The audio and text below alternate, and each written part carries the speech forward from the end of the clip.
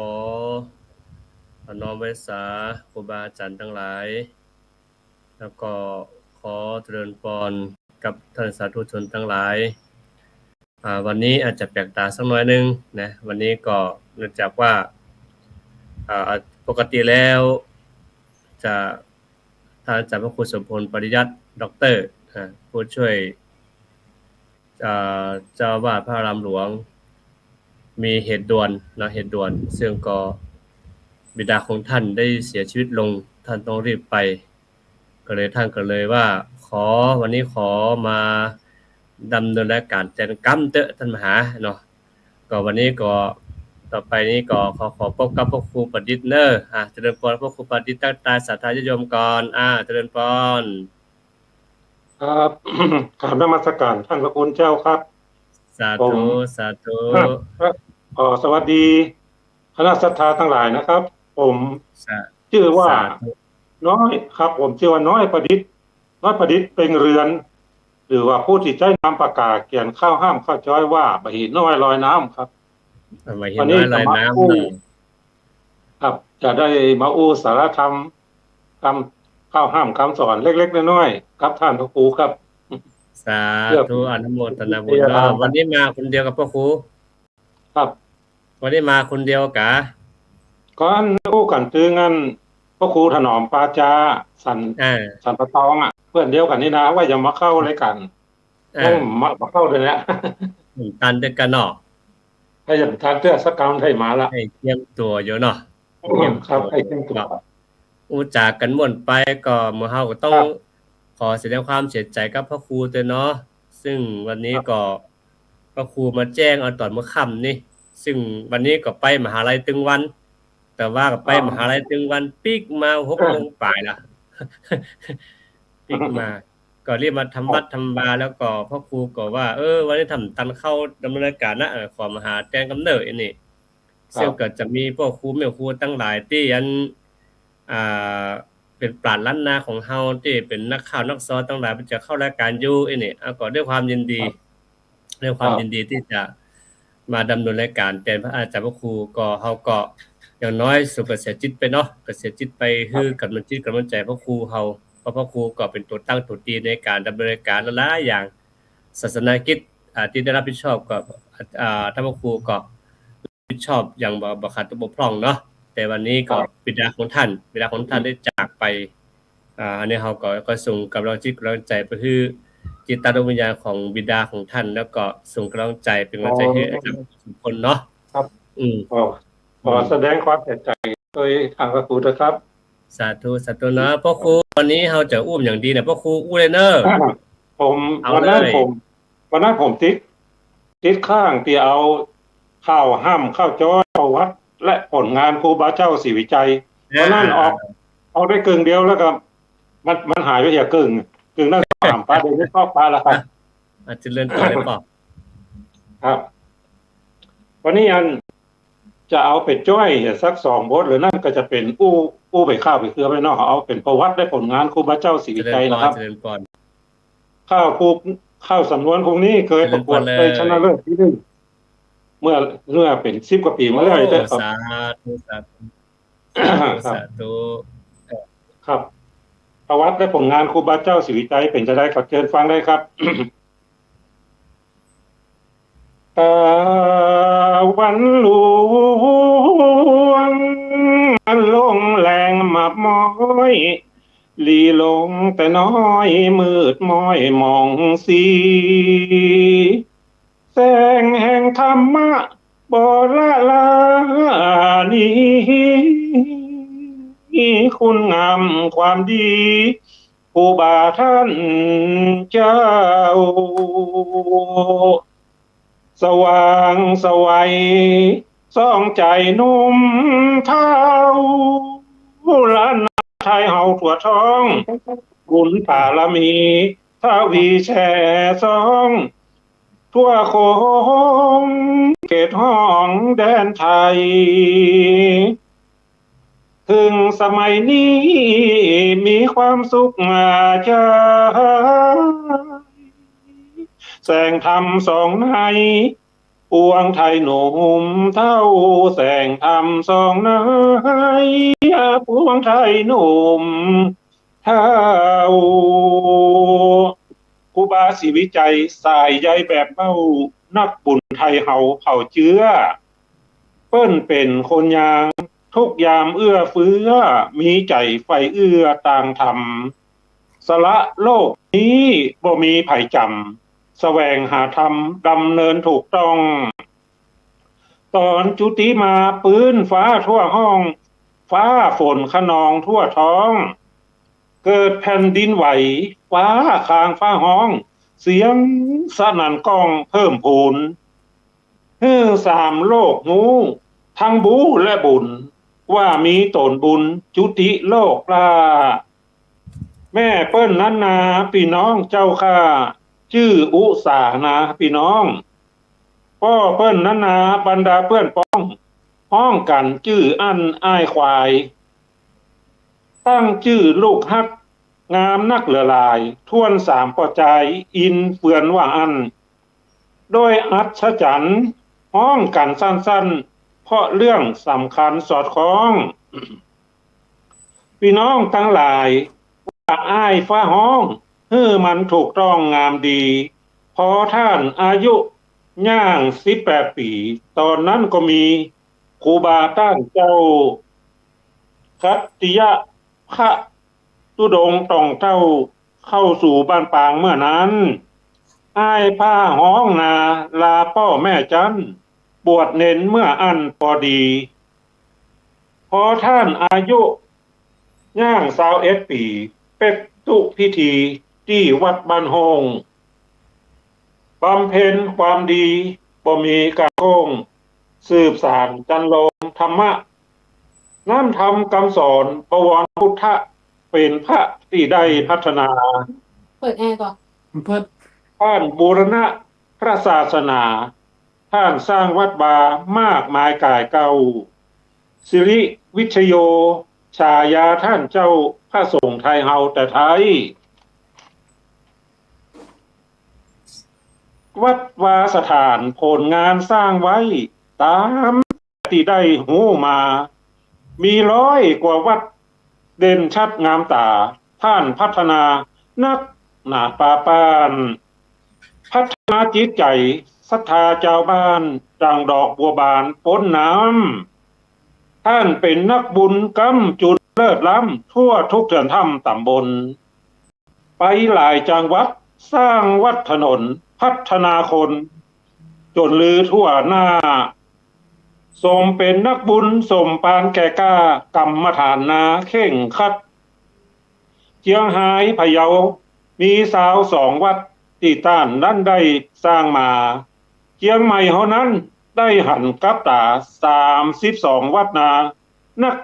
กว่าว่าอันละปุนทินฐานบ้านเกิดเปิ้นหั่นสถานสำคัญแน่ชัด24 วัดวาพัฒนาเร่งรัดทัดต่อที่หั่นท่านไปแม่ห้องสอนนั้นดักหูเย็นใจต้านนั้นเข้าไป2 วัดเน้อเจ้าสุโขทัยนาครูบาก็เข้าพัฒนาเอา1 วัดจังหวัดตากนางามตาเด่นชัด7 วัดท่านได้สร้างมาที่ยังบ่ฮู้มีแห่นักหนาที่สัมพันนาครูบาท่านสร้างโดยสุเทพงามตาคนมาสมไฟอ้างท่านแปลงหนทางข้างนั้นศรัทธาหลากหลายมากมายหลายจันรวมกัน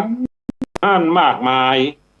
มาหลายจังหวัดบ่มีนัดหมายผู้คนมากมายมากันพร้อมหน้าหลายดินหลายสายมากมายเจ้าข้า5,000 คนมาป่านนั้นมาด้วยแรงใจไผบ่นีบกันช่วยกันที่หั่นถึงวันศรัทธาทั่วแคว้นมุ่งแดนสวรรค์บ่เอารายวันกล้าแหงสิจ้าง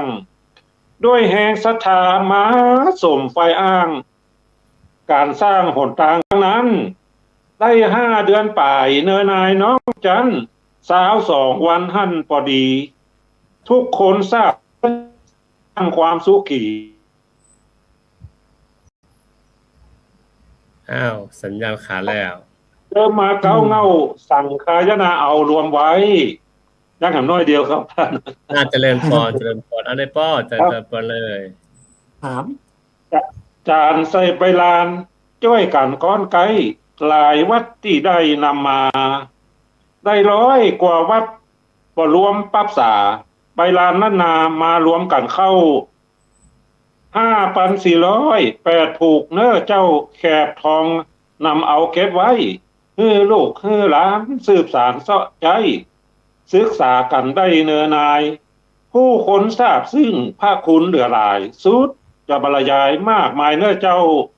นักพัฒนานักบุญแบบเบ้ายิ่งใหญ่เน้อเฮาพี่น้องล้านนาธานีสุขขี่ทั่วท้องทั่วทุกแห่งห้องอาณาปลูกจิตสำนึกคัดเก่าศึกษาจากท่านครูบาศีลธรรมว่าอันเขียนไปนะเวลามันสั้นขอจบลงกันเต่านี้ไทยขียานำมาเก่าจี้จบเสียเต้าอี้เอวังผลิปุนังเฮ้อฟังเต้าอี้เต้านี้ก่อนแลนายเฮ สาธุฟังแล้วก็ สวัสดีครับท่าน เจริญพร ขอประจานนะพระกลับมาที่ไหนล่ะ พอดีมันกกคักได้มันโทรศัพท์ป้อมันใจมาได้มันเข้ามาได้ตัวกันของลูกสาวมาใจนี่แหละ มันก็ยังได้อยู่เนาะ ยังได้อยู่ครับ ของกรรมเนี่ยก็เป็นม่วนเป็นมีเนาะเรื่องวัดบาสิใจนี่น่ะซึ่งอัตมาภาพในนาหนึ่งในตัวแทนที่คณะกรรมการที่ช่วยกันรวบรวมข้อมูลประวัติของท่านที่จะทรงยุท่านเป็นบุคคลสำคัญของโลกก็ได้รู้ประวัติท่านพอสมควรก็ช่วยกันหอมล้อมไปช่วยกันไปเพื่อให้ท่านน่ะได้สมดังปรารถนาเมื่อเฮากลับมาจ้อยมาซอก็อย่างน้อยเฮาก็ยังจ้อยซอประวัติท่านอันนี้คือคุณงามความดีของท่านเนาะท่านเจ้านี่สร้างบารมีทำมาเพราะความดีมันกินบ่หายนะเนาะกินมากี่ปีเมืองก็บ่หายเดี๋ยวฟังเสียงจ้อยเสียงซอมันง่อมหาหรอกง่อมเสียงหวานเสียงอ่อนเสียงหวานนะอย่างที่เขาอือกระโลงเนี่ยก็อันตุ๊เจ้าอือกระโลงอ่ะนี่จังบ่ติงมันสาจังฟังเลยง่อมไว้โวยเนาะว่าโอ้นี่แหละมันและมันลึกซึ้งนะผมว่าลึกแลบพระเฒ่าว่าลึกแลบเนาะดังนั้นต่อไปนี่เฮาก็จะได้ฟังเสียงของป้อรถสุคนปาจาวันนี้ป้อจะอ่านอย่างมั้งดอเชิญป้อเลยตั้งใจจะโยมก่อนครับสวัสดีครับทุกท่านครับสวัสดีท่านพระครูตัวแล้วก็พระครูปฏิตัวนะครับวันนี้สวัสดีครับเข้ายากหน่อยโทรศัพท์ป้อมันมีปัญหามันกดเข้ามาได้ วันนี้ก็มีข้าวมาผูกนึ่งแล้วก็มีกระโลงห่อข้าวไว้ตอนตายเนาะเอาข้าวมาก่อนจะเป็นการอ่านข้าววันนี้ก็มีชื่อว่าตำราเลี้ยงสัตว์ลองมาฟังตำราเลี้ยงสัตว์จะเลี้ยงอย่างดีก็ลองมาฟัง ภัยเลี้ยงหมาหอนอาวรซ่อนสุขจะมองโศกตุกบ่มีวันหาย เลี้ยงหมาห่างก๊อดจอดเบี้ยเหลือหลายบ่มีสบายเงินทองหายเสี่ยงเลี้ยงหมาแม่นอหน้างอหมนเมียงเดือน12เปียงกาดนัดมาปูแวดวันนั้นเหมือนงานวัดคบกันคงขี้ตีนังเลี้ยงแมวซ้ำหายปล่อยบ่ได้ขังขอให้ระวังตั้งเพื่อนข้างบ้านคนมัดเมนมันแพร่พันเสี่ยงทานแถมยังปามานลูกน้อยเกิดแล้วเกิดแถมเป็นซาวเป็นร้อยป้อยวีข้างบ้านตึงวันเลี้ยงนกเขานี้ตามตีเฮาหันมาเอ็นดูมันขันบ่ม่วนใบ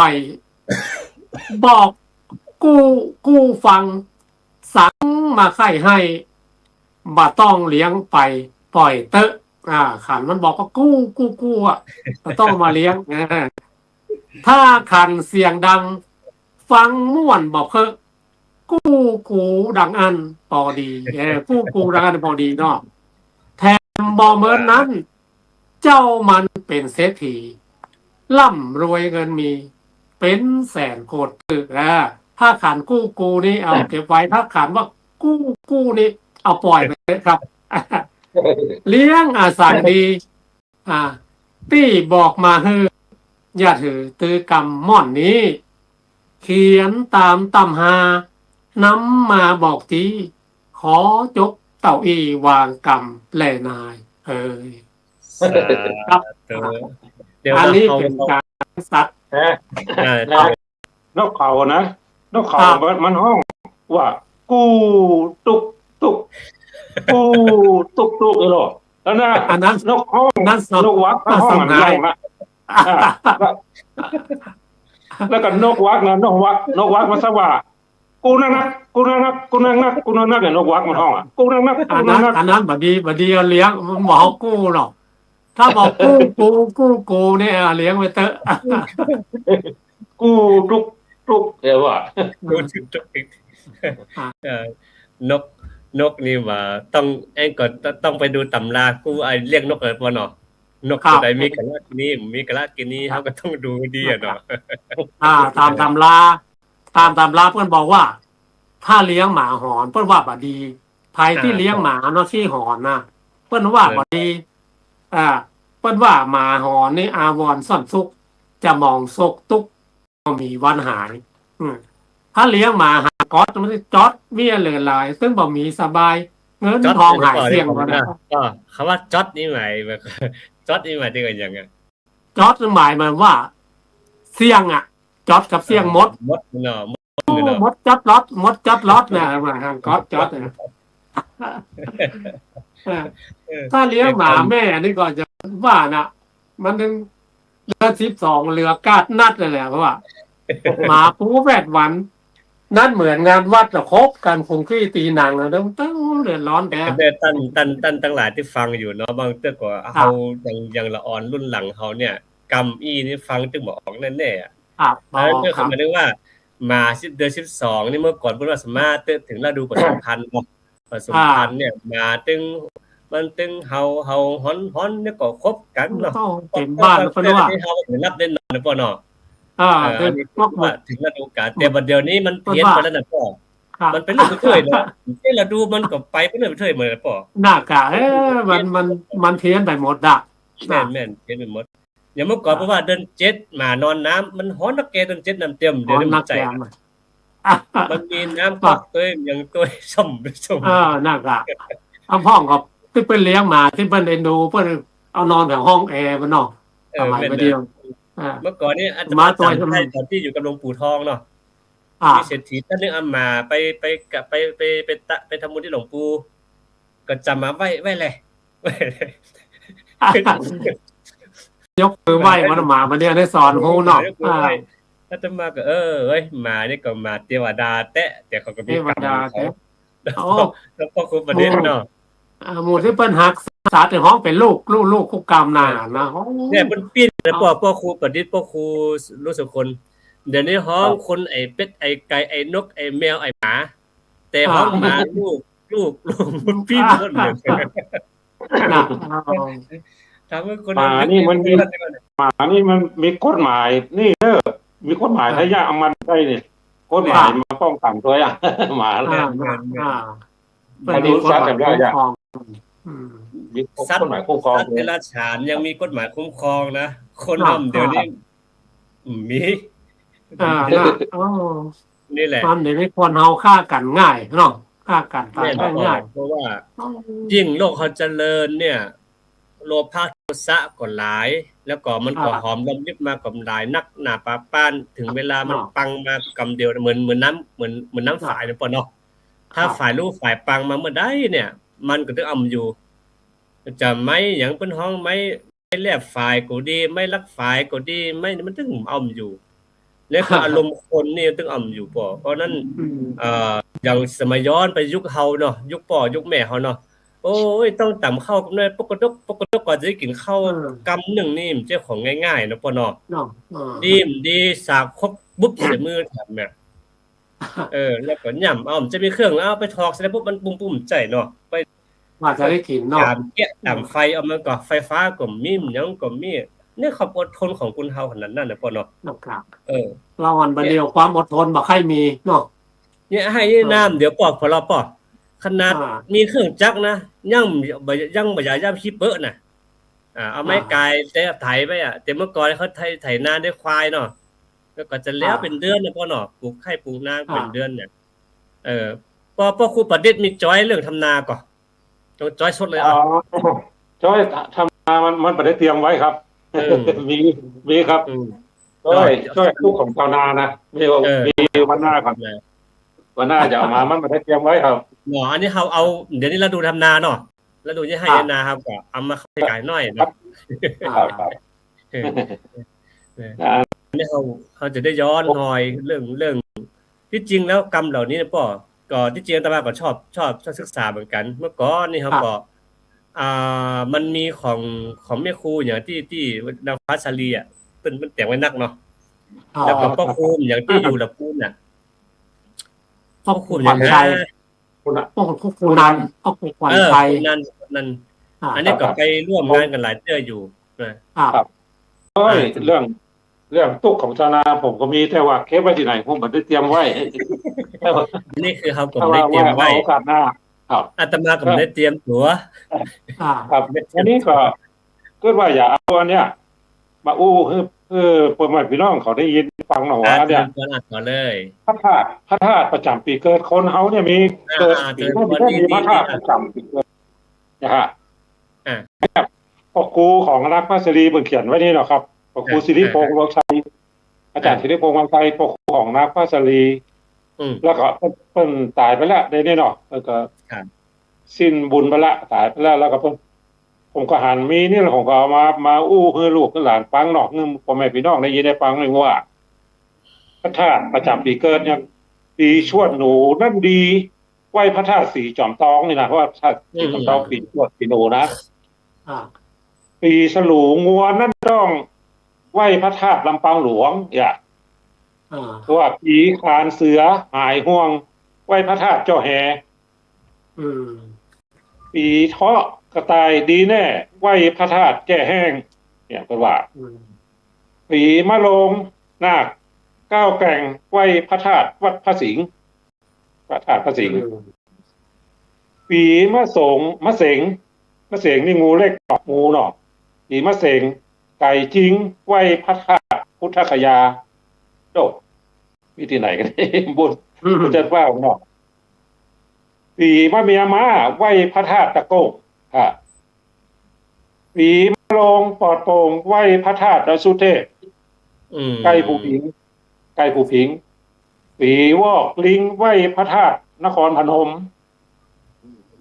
ปีละกาเหมาะสมไหว้พระธาตุหริพุนชัยปีจอไก่เป็นพิเศษไหว้พระเกศแก้วจุฬามณีเท่านี้อยู่บนชั้นฟ้าเนาะพระเกศแก้วจุฬามณีเจริญพร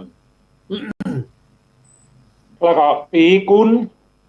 ดีเกินคาดไหว้พระธาตุดอยตุงมีบนเป็นเขียนว่าอย่างนี้นะครับเพราะว่าเป็นประจำปีของแต่ละปีปีไหนวัดไหนอย่างแต่ละผู้แต่ละตันเนาะที่สะดวกที่จะอย่าง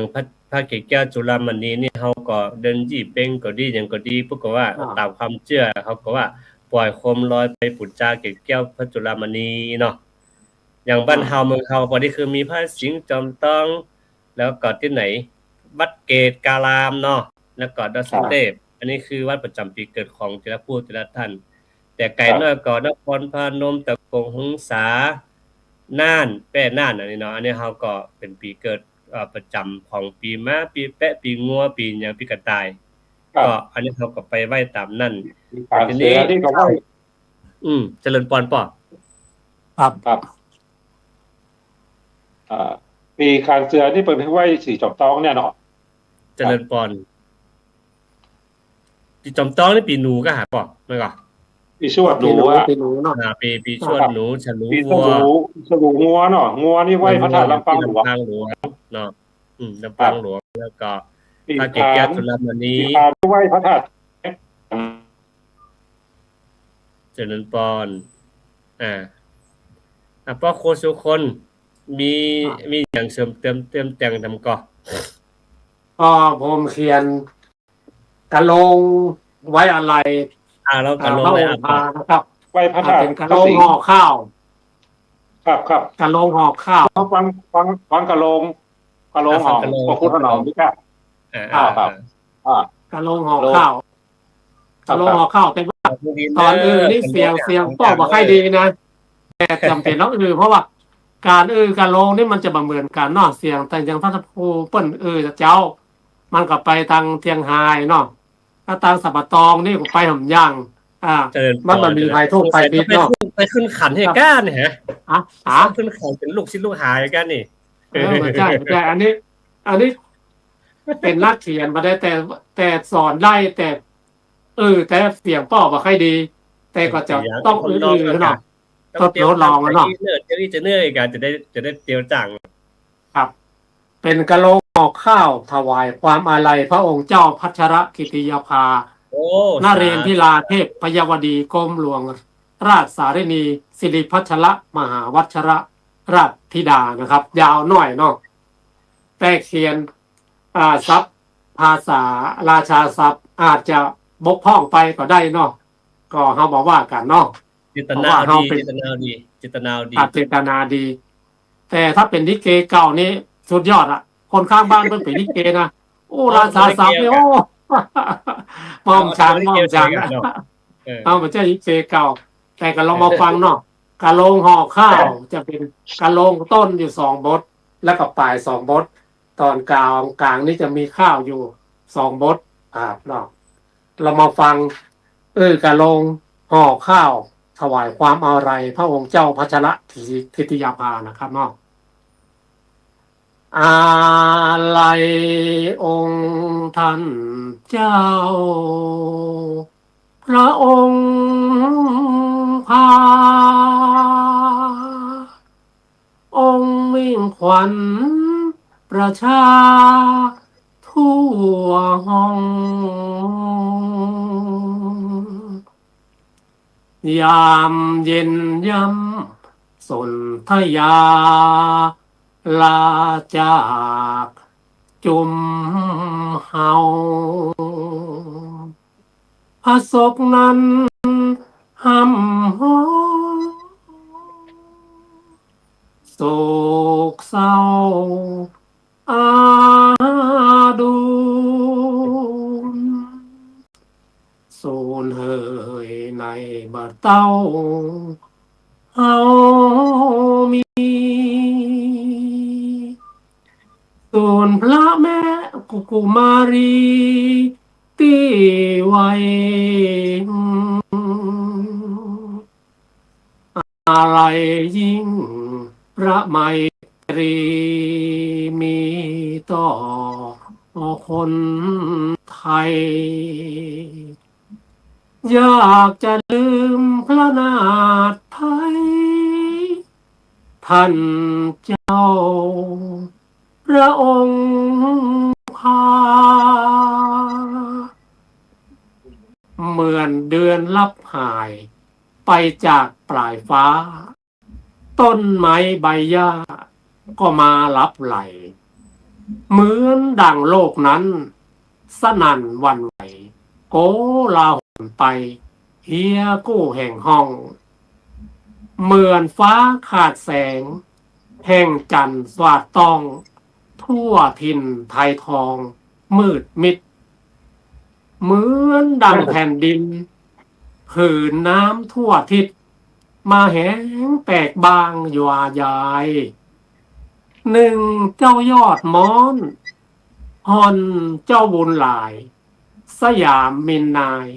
สายเตวาแก้วหนึ่งแก้วดวงงามคุณธรรมผ่องแผ้วพัชรกิติยาภาหน่อเนื้อปุญญกัมมังชนยังอาเครือ เมื่อพระซีชันวันลาอามีงามเจิดจ้าลาวันพัฒนาสร้างสรรค์เอกอ้างทำคุณยิ่งอนันต์หนุนเนื่องปิตุลาบุญเก่าไม่แหมหางพรากห้องเมืองคำคุณธรรมนำส่งได้ไปดีสถิตยังชิมพลีเต้นแก้วเมืองอินถิ่นธานีทิพย์ผ่องอัมภัยสวงสวรรค์อันเพลิดเพล้วแห่งห้องเวียงอินเอาเฮยกราบถวายความอาลัยอย่างสุดซึ้งควรบอกควรแล้วแต่จะโปรดข้าพระพุทธเจ้านายถนอมปาจาประวันประพันธ์ถวายครับ สาธุสาธุสาธุโอ้ อันนี้กระบวนการคือแบบสัมปตองถ้าสัมปตองนะครับก็ว่าได้ สัมปตอง ถ้าเรียนจากพวกวิแม่หมอนเพิ่นมาแต่เอียมันก็มีสั้นๆหน่อย ถ้าเสียงดีๆหน่อยเพิ่นก็เสียงสูงมาทีนี้เพิ่นจะเอื้อนยาวๆหน่อยเนาะ มันจะลงเสียงต่ำเสียงสูงเสียงเสียงนอกเสียงในเนาะเสียงนอกเสียงใน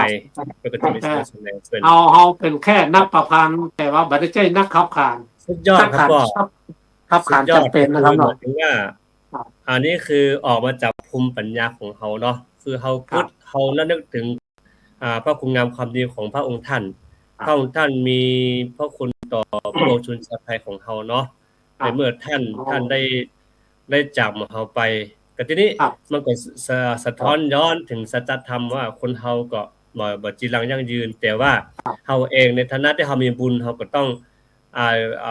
เฮาอยู่ตั้งหลังเฮาก็อันนี้ดีอันนี้ทำไปอันนี้เฮาก็ประพันธ์กะโลงเนาะคนฮ้องกะโลงกะโลงน้อมถวายอาลัยแก่พระองค์ท่านซึ่งพระองค์ท่านก็อยู่ในจิตใจของเฮาเสมอนะถึงแม้พระองค์ท่านจะจับเฮาไปเนาะอันนี้ก็ต้องขออนุโมทนาในภูมิปัญญาที่ออกมาจากเนี่ยผมบอกว่าเอามาจากความคิดเอามาจากจิตจากใจแล้วก็ออกมาเป็นอย่างว่าเป็นรูปธรรมเพื่อสามารถจับต้องได้ถ้าเฮาคิดบ่ได้บ่เย็นนะป่อมันก็ตึงบ่ฮู้ไผก็ตึงบ่ฮู้ถ้าจะเนี่ยเฮาจะจะทำนะมันก็ตึงบ่ฮู้แต่พอเฮาทำเป็นว่าโอ้นี่แหละนึงอันนั้นเฮาบันทึกไว้ก็อันเนี้ยคือเป็นของข้าพเจ้าได้แต่งแต้มให้พระองค์ท่านเนาะอันพ่อครูประดิษฐ์จะมีหยังเสริมพ่อครูอันทุกคนสำหรับอันกะโลงผมขอน้ำน้อยเนาะกะโลงนี้มันอาจจะไม่ผมมีไผเขียนอาจจะมีคนคนน้อยๆนะครับแต่ป้อขอน้อยในฐานะที่เป็นนักเขียนเนาะกะโลงนี้เอาเคยกับท่านอาจารย์มาลาคำจันทร์ซึ่งเป็นศิลปินแห่งชาติสาขาวรรณศิลป์เนาะเพิ่นว่ากะโลงกับโครงสีสุภาพเนี่ยกะโลงเกิดก่อนโครงสีสุภาพเพิ่นเอาของเฮาไปมันว่าโครงสีสุภาพกับกะโลงนะสำหรับกะโลงหรือโครงสีสุภาพบางท่านบางคนเขียนยังบ่ถูกต้องไม่เอกเป็นความจริงแต่จะต้องมี7เอก7โท4แต่บางคนเขียนโครงสีสุภาพเขียนกะโลงนะไม่เอกมีเป็น10ไม่โทมีเป็น7 8อันนั้นบ่ถูกต้องนะครับข้อสำคัญถ้าเฮาจะเขียนให้มันถูกต้องครับตามฉันทลักษณ์ จะเกินไปสักตัวนี้บ่เป็นอย่าง อันนี้บางคนเกินไม่เท่าเกินไปเป็น6-7ตัวไม่เอกมีเป็น10ปุ่นเนี่ยถ้าเกินมกตัวนี้เขาบอกว่ากันนะครับเนาะแต่ว่าพอลูกหลานรุ่นใหม่ที่อยากจะเรียนการลง ข้อสำคัญอย่างหนึ่งสมมติว่าการลงบทหนึ่งนะครับ มันจะมีวรรคสุดท้ายสมมติว่ากำลงท้ายว่า โศกเศร้าอาดูลครับวรรคที่จะขึ้นที่สองนั้นสำคัญมาก ต้องมีสัมผัสตัวที่หนึ่งที่สองที่สามอย่างของผมเคยเนาะพระศกนันห้ามห้อง โศกเศร้าอาดูลศูนย์เฮยในบะเต้าเฮามีเนี่ย มันต้องมีสระอูนสัมผัสถ้าบะมีตัวนี้ไปว่า ถ้าไปประกวดถึงบะได้ตกสัมผัสระหว่างบทครับ อันเนี้ยขอให้หมูลูกหลานพอเขียนโค้งก็จ้างลงก็จ้างบางท่านที่เขียนได้นะครับ แต่สัมผัสระหว่างบทบ่มีละอ่อนผมส่งละอ่อนไปประกวดที่งานมหิดลปีที่แล้วที่เชียงใหม่เพิ่งมีประกวดโค้งศรีสุภาพสอนแล้วไปตกสัมผัสนะวรรคที่สองนะมันมีกรรมบังคับอยู่10กัน แล้วเขาลืมไปตกรอบไปเลยเพื่อนว่าสัมผัสระหว่างบทบ่มีเนี่ยข้อสำคัญนะครับออกฝากลูกหลานไว้พระศกนานห้ามห้องโศกเศร้าอาดูลบทที่สองศูนย์เหยในบะเต้าเฮามีศูนย์กับดูลเนี่ยแต่มันจะมีก็ได้ตัวที่หนึ่งที่สองศูนย์เหยไหนเนี่ยนะ3ตัวเนี่ยเฮาจะสระอูนไว้ตัวใดก็ได้ขอให้มันมีถ้ามันมีในตัวนี้หรือว่าสัมผัสระหว่างบทมันมีนะครับขอแนะนำละอ่อนรุ่นใหม่ไว้นะครับน้องสาธุเจริญพรอันนี้คือความละเอียดนะเราต้องใส่ใจคืออย่างอาตมาภาพเองก็เหมือนกันคืออาตมาคืออยากมีความอยากพูดอยากเรียนแต่ว่าบ่ได้เรียนเรื่องสันทรสดักมาสันทดักมา แต่พวกครูนั้นพวกก็พยายามมาสอนอาตมานะแต่เวลาเฮามีเพียงพอว่าต้องมีสัมผัสนอกสัมผัสในแม้แต่พวกอาจารย์สิงค้าพระใส่ก็เหมือนกันพวกก็วางไว้อยู่แต่เฮาก็มีเวลาไปศึกษามันสัมผัสนอกสัมผัสในเหมือนบาลีก็เหมือนกันต้องมีคณะฉันก็ต้องลงเสียงสั้นเสียงยาวเสียงหนักเสียงเบามันก็ต้องลงกันอยู่เนาะอันนี้ก็ต้องลูกหลานของเฮาเนี่ยในฐานะที่เป็นแต่สืบทอดสืบหยังเนี่ยสืบมรดกของพ่อของแม่เฮาเนี่ยเฮาก็ต้องไปศึกษารายละเอียดเนาะมีหลายอย่างเนาะกะลงกำห้ำแม่นกะลงกำห้ำเนาะกับออกมาแล้วเจริญพรพ่อครูประดิษฐ์นี่อย่างเสริมครับก็เขาก็ได้ฟังกะโลงห่อข้าวของพวกถนอมพระชาของม่วนนอกแล้วผมก็มีกำลังเขียนแล้วตะกี้อู้กับดึงอันเนี้ยมาแรงเนี่ยอู้กับดึงพระครูถนอมพระชานะครับผิดพลาดประการใดนะครับผมก็มีข้าวจ้อยอะไรองค์พานะครับเพื่อถวายเป็นพระราชกุศลครับจ้อยอะไรองค์พาครับจ้อยทีไรกับมันใช้รูปเป็นวัดต้องจิตน้ำชาป่ะครับดังสายฟ้าวาดลงกลางใจเมื่อทราบข่าวในราชสำนักแจ้งเหมือนถูกสวรรค์ลงทันกันแกล้งมีข่าวร้ายแรงยิ่งนักข่าวสิ้นพระชนผู้เป็นตีหักวันจะไว้ไพร่ฟ้าประชาสมเด็จเจ้าฟ้าผู้มีเมตตาองค์สิริภาจุฑาภรณ์เจ้าทรงมหาคุณากรขั้นตอนแบบเบาบรรเทาพยาไพร่ฟ้าไปทุกแห่งหนอดทนเหนื่อยล้า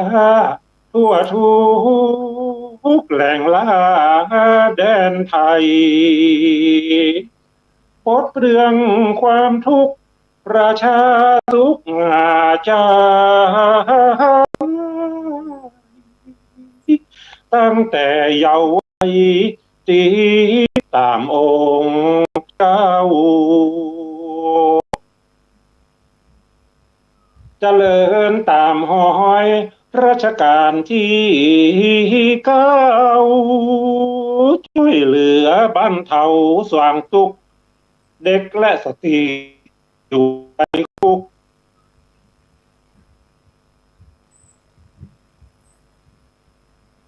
เด็กอยู่ในนั้นบ่ได้หูว่าส่วนเด็กในคันรับโทษบ่ได้นักโทษฉลาดนั้นนาป่วยไข้ก็ได้เยียวยาอนุเคราะห์หาอาชีพเสริมเพิ่มเติมเฉพาะเหมาะสมได้ออกไปจะให้ชีวิตกับตัวกับใจเป็นคนดีในสังคมวันหน้ามูลนิธิองค์ภาพพึ่งพาเจ้าข้ายามยากนั่นนาเด่นชัดกัตติยนาลีมีกิจจวัตรงดงามกว่าผู้คนใดอารยประเทศนั้นปากันสนนาจานำโครงการไปจะให้กันเจ้าโครงการหน้าผานั่นนาตายเต้าช่วยเหลือบรรเทายากไร้ทรงพระปรีชาอาสาหับใจช่วยเหลือชาติได้มากมายนักการทูตนั้นสำคัญเหลือหลายสุดแสนเสียดายองค์ผาแต่ใบทรงนักกฎหมายนำมาใช้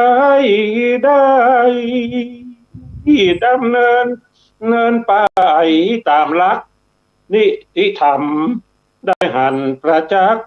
ความยุติธรรมได้มีมาอัยการแห่งนั้นได้หันกลับมาตายกมือวันทายอสากราบไหว้ขอให้กุศลผลบุญจุงได้นำองค์พาไปสู่ฟ้าสวรรค์เบื้องบนบ่ได้รอช้าสวรรค์แหล่งลาเวียงอินแหล่นายโดยเก้าด้วยกระหม่อมข้าพระพุทธเจ้านายประดิษฐ์เพ่งเรือนขอถวายเดชะครับสาธุ ได้พ่อครับเขียนล้วนๆไม่เอาแรงกินอู้กันถึงพ่อหนอมปาจะกว่ามันเป็นพิพาทกรรมที่เฮาวาดกว่ามันพิพาทกรรมสราชาทรัพย์เอาก่อนคนธรรมดาเราบอกให้ฐานะตรงนี้เนาะครับที่จริงก็คือเฮาฟังเท่าที่ฟังของพ่อครูเอิ้นเปิ้นฮ้อยก่อเอิ้นข้าวเนาะเอาเป็นข้าวเจ้าจอยตอนนี้คือมีตึงเป็นสากลเนาะมีตึงการทูตมีตึงมูลนิธิมีตึงช่วยเหลือนักโทษแต่ต่างนะคืออันนี้คือการอนุเคราะห์นะอนุเคราะห์สงเคราะห์ในเมตตาในพระเมตตาของพระองค์ท่านที่ได้เสียสละ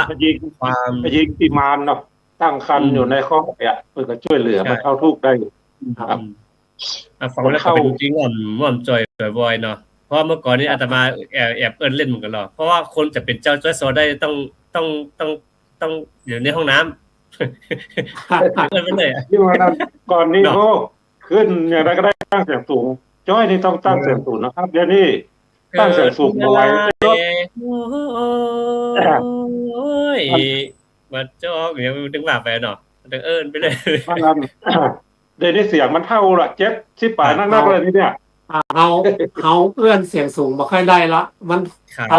ลังเสียงมันแบบเหมือนเมื่อนุ่ม พลังเสียงมันหน่อมีเลยเหรอ ขอแนะนำพวกครูประดิษฐ์เนาะก็คือพยายามเอาบีบน้ำมะนาวกับน้ำผึ้งเนาะ ครับ สะเลดมันจะหาย ครับ มันจะช่วยสะเลดเพราะว่าคอมันจะโล่งเลยปอ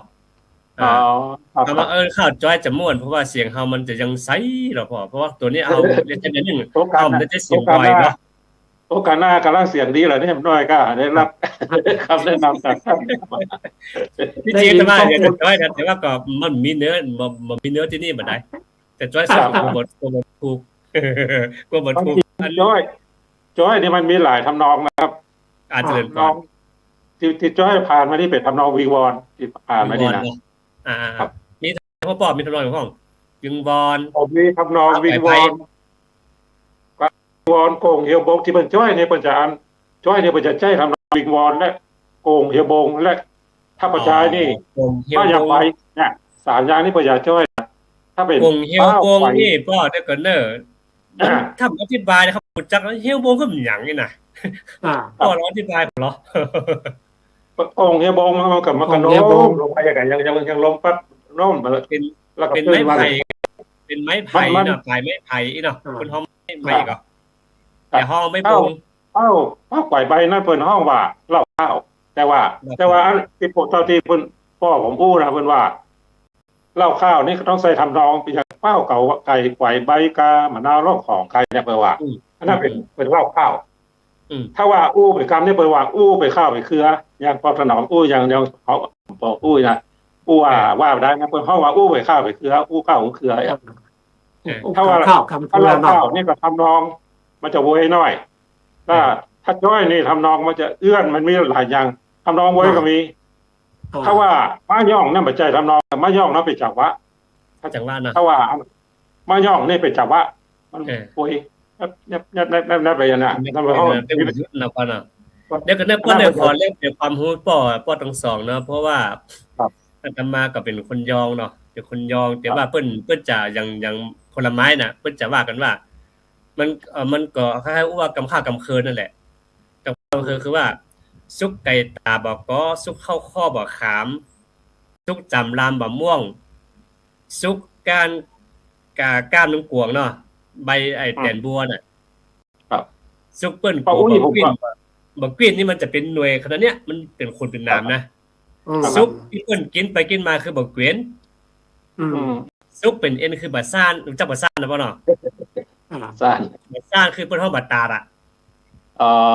เวลามัน มัน ซุก อาจ จะเป็ จะ น ว่ามาเหมือนกันเนาะว่าสร้างกับบ้านนี่แบบนี้ บ่ซ่านค่อยซ่านกับตัวนี้แหละป่อค่อยซ่าน อ๋อ ค่อยซ่านเพราะฉะนั้นเวลามันซุกมันจะเป็นเอ็นแล้วก็เฮาจะกินทางในพุ่นอันนี้การนี่คือการยองนะจะยอง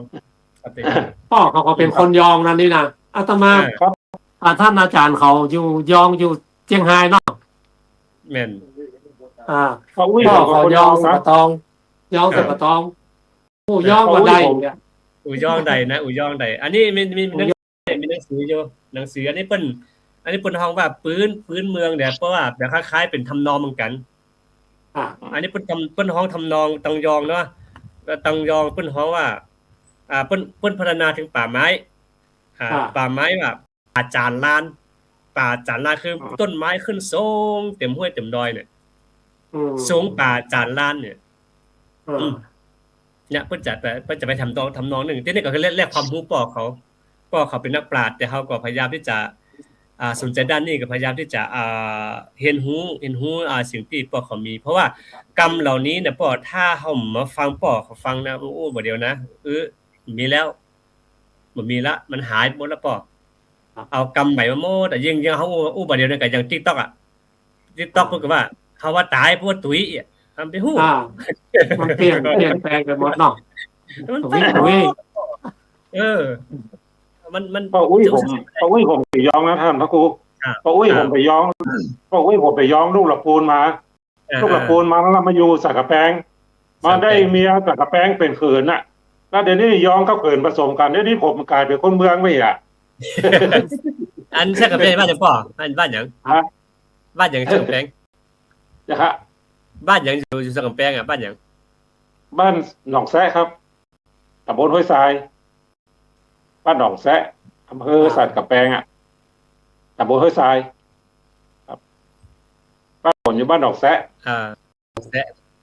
ซะเนาะ ตำบลห้วยทราย ใกล้บวกกลางกะ ฮะ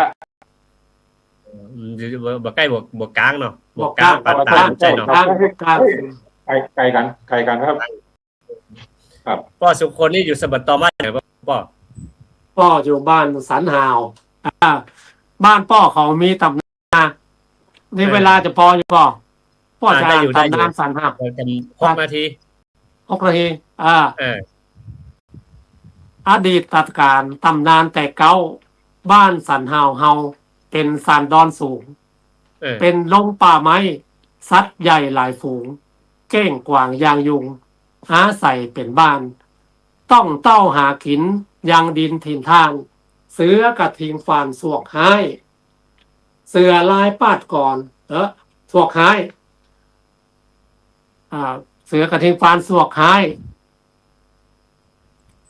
เดี๋ยวเนี่ยพ่อเก็บไว้ที่ไหนลืมไปแล้วแบบเนี้ยมันจำมาได้ เสือกระทิงฟานสวกหาย ต้องเต้าหากิน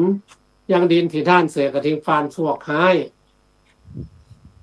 มันได้เก็บไว้ด่าป้อเขียนไว้ที่นั่น ตอนที่มันได้ป่อเอาตอนที่มันได้ เสือกระทิงฟานสวกหายต้นฟองเต้าหากินเนี่ยดีแท้เสือกระทิงสว สั ก น หาย หาวอยู่ใกล้สามหลังกะ มันจะอยู่เข้าที่เก้าไม้ลานนาตุ้งเซี่ยวนะครับเข้ามา จำได้ 2 กิโล 2 กิโลไป ไปตังพระเจ้าตองติ๊บ พระเจ้าตองติ๊บเข้าผ่านพระเจ้าตองติ๊บมาก็ถึงบ้านพ่อขอสันห้าว สันหาวจำได้อยู่เนาะ เสือกระทิงฟานสวกหายนะ เป็นย้องเท่ากับเป็น เป็น ย้อง ย้องมันจะมีอยู่ย้องอยู่ 4-5 หมู่บ้าน ที่หมู่บ้าน อำเภอป่าซางนะครับ จะมีบ้านพงวัวแล้วก็มาสันกอกเกต ย้องพ่อนี่เหมือนย้องอาจารย์สมราแซมนู่นนี่เนาะ ถ้า จำเรียงไปเป๊ะ ตอน เลย นี้สันกอกเกตสันหาวดงป่างิ้วบ้านใหม่3 หลังพระเจ้าต้องติ๊บ มาดีเลย แล้วก็ตะการจะมีเกิงเดียวตะการบ้านตะการไว้เวียงเก่านะตะการจะมีเกิงตั้งเหนือ ตั้งใต้จะเป็นเขินติต้นกอกเนี่ยหมู่บ้าน มาถึงกอกเนาะต้นกอกมันตั้ง ต้น เพ กอกเป็น ก็ เขินต้นกอกเป็นเขินเอาเคยมาตอนนี้มันออกทางจ่าเนาะ เป็นเน้นน้อยไปอยู่อาศัยปรมีตุลุงหัวหั่น อ๋อ บ้านใหม่สามหลังตุลุงอุ่นหัวเนี่ยไปอาศัยปรมีตุลุง ตุลุงวันตุลุงวันตุลุง ผมเขาก็เป็นลูกศิษย์ตุลุงวันเป็นเดนไปเรียนนักธรรมโทที่ตุลุงวันแล้วก็ไปเรียนนักธรรมเอกที่ตุลุงจันทร์ต้นกอกเป็นนักธรรมเอกต้นกอกครับอันนี้คือเฮาได้มาจอยมาซอก็หมายความว่าเฮาก็ยังตันหูตันหันนะป่อครูทั้งสองเนาะที่ผ่านมาฮ้อนหนาวจะได้แล้วก็เฮาก็ได้รับความรู้เหล่านี้จากพ่อครูแม่ครูที่เปิ้นถ่ายทอดเอาไว้และต่อไปนี้เนี่ยเฮาจะหาอ่อนรุ่นหลังมาสืบทอดแต่เฮาได้อย่างได้ถึงวันเนี่ยป้อรุ่นก่อนไม่มีนะในรุ่นใหม่นี่บ่ค่อยมีละแม่นรุ่นเก่าอย่างอันเดียวมันโทรศัพท์มันลืนมาละแม่นโทรศัพท์ลืนมาแล้วนะเดี๋ยวนี้โทรศัพท์ลืนเดี๋ยวอันโทรทัศน์กว่าคนก็ต่อไปป้อแต่งข้าวซอเรื่องโทรศัพท์เรื่องมื้อนี้เลยมาจอยซอเป็นทำนองไปเหีย แต่ป้อเขียนไว้เกือบ800 ตอนนะมันมีนักเราแบบก็มาค้นออกมาได้เลยแม่นนี่แหละคือถ้าเฮามีรายการนี่นะป้อเฮาก็จะเก็บไว้แล้วก็ผมฮู้ใครจะไปอ่านได้แถมเฮาก็เลยได้ข่าวประวัติเนี่ยอำเภอสักกะแปงของกับนี้นะแล้วก็เอาไปไว้ไหนผมไม่ได้เตรียมตั๋วไว้ข้าวประวัติอำเภอสักกะแปงเฮาก็เตรียมไว้เนาะป้อเนาะเฮาโอกาสต่อไปเฮาจะได้รู้อาจารย์เนาะเป็นอันนั้นมันเป็นอันกาบยานีมีกาบยานีมาก็ อำเภอสันกำแพงนั้นเป็นแหล่งทิวทัศน์งามขึ้นชื่อระบือน้ำแดนคนงามถิ่นโคนม โอท็อปนั้นขึ้นชื่อ สมคำลือชนนิยม สาวนั้นงามสม ชนชื่นชมสาวสันกำแพง อันนี้ผมก่อนแต่งเป็นการดันดีไว้ท่านนะครับ อันนี้เพลงดังผมจะนะพ่อเนาะเอาไปฮ้องตื่นใจกันเนาะอันนี้แหละเพราะฉะนั้นเฮาก็ในฐานะที่เฮาได้มีองค์ความรู้ตรงนี้ก็พยายามเอามาถ่ายทอดไว้หลายๆแต่นะเพราะว่าการไลฟ์สดตรงนี้มันบันทึกเป็นวิดีโอไว้อยู่ปอมันก็หายไปไหน มันบันทึกเป็น YouTube เราก็สามารถที่จะค้นไปสามารถสืบค้นไปดูย้อนหลังได้ปอเป็นการบันทึกไว้อัตโนมัติของมันนะปอนี่นะครับ มีมันถึงหายไปไหนนะนั้นก็วันนี้เวลาหมดแล้วก็ต้องขออนุโมทนาบุญสาธุกับโยมพ่อครูประดิษฐ์เป็งเฮือนแล้วก็พ่อครูถนอมปาจาที่ได้เมตตามาแบ่งปันความรู้มาจอยมาซอคือเฮาทั้งหลายได้ฟังก็ถือว่าเป็นมังกระแก่หูเฮาเพราะว่าน้อยที่จะได้ฟังละพร้อมเดี๋ยวนี้หาเขียมหาเนื้อหาฟังได้ยากละแต่นั้นเฮาก็ถือว่าเป็นบุญเฮาที่ได้ฟังผู้มีประสบการณ์ความรู้ดังนี้ก็โอกาสหน้าก็ขอเจริญพรโยมพ่อทั้งสองทำเน้อพ่อเน้อก็ท้ายที่สุดแล้วก็ขอขอบคุณครูครับแล้วก็รวมถึงญาติที่ทำทั้งหลายที่ฟังอยู่นี้ก็ขอให้ทุกคนจงมีความสุขความเจริญในการดำเนินชีวิตหน้าที่การงานต่อไปเน้อจัตตาโลธรรมาวัฏันติอายุวันโนสุขังปะลัง